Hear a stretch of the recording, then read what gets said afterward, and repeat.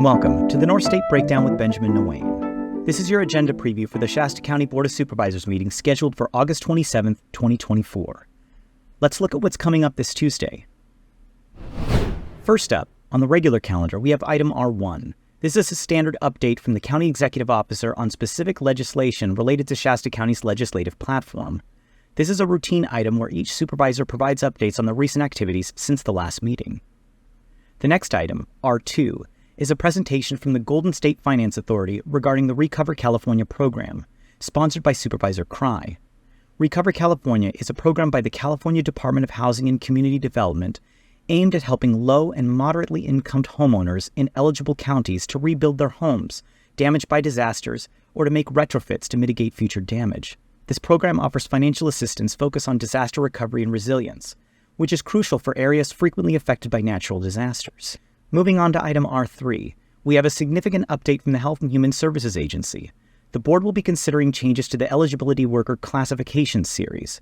This includes deleting 10 full-time eligibility worker positions and reclassifying them to a higher wage rate under the title Eligibility Specialist.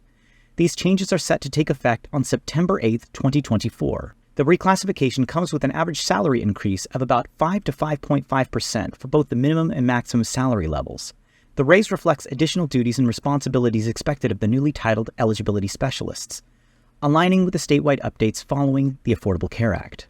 Item R4 is a public hearing concerning Zone Amendment ZA 24-003, which deals with the regulations on intermodal shipping containers.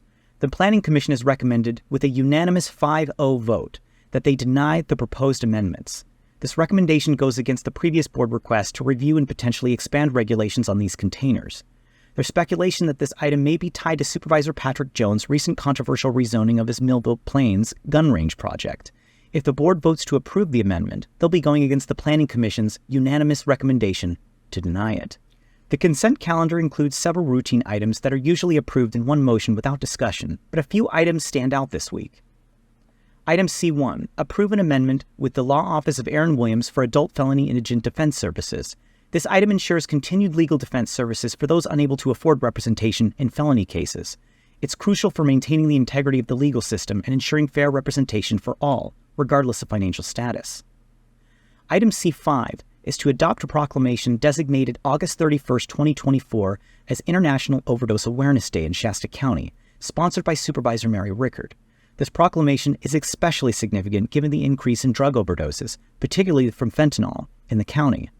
It is a critical step in raising awareness and promoting preventative measures to combat this growing public health crisis. Next is item C8.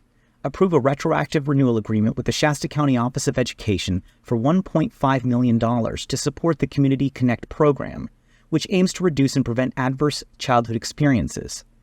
This is perhaps the most important item on the consent calendar. The funding is crucial for supporting children and families impacted by trauma. ACEs have long-lasting effects on health and well-being, and this program is vital for providing necessary services and support to prevent future trauma and promote resilience in the community. Item C13. Enact an ordinance establishing requirements for road acceptance and maintenance. There are concerns about this item, particularly that it may benefit Corky Harmon, who is involved in several county contracts and is currently running for Board of Supervisors seat. This ordinance, which was introduced in the August 13th meeting, has raised questions about potential conflicts of interest and whether certain individuals might stand to gain from its passage. Given the ethical implication, this item warrants closer scrutiny to ensure transparency and fairness in the decision-making process. And item C18. Adopt a resolution amending the Shasta County personnel rules to maintain compliance with state and federal laws.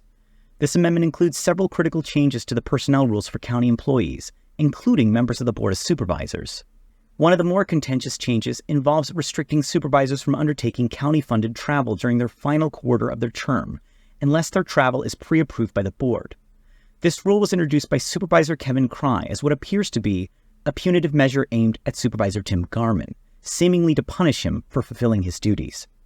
Critics argue that this restriction seems petty and may undermine a supervisor's ability to perform necessary functions towards the end of their term. It highlights a troubling trend of using rule changes for personal or political grievances, rather than the county's broader interests. The amendment also includes stronger anti-retaliation protections for county employees. It expands the definitions and safeguards against retaliation for those who report misconduct or participate in investigations, ensuring employees are protected from demotions, harassment, or other forms of adverse action.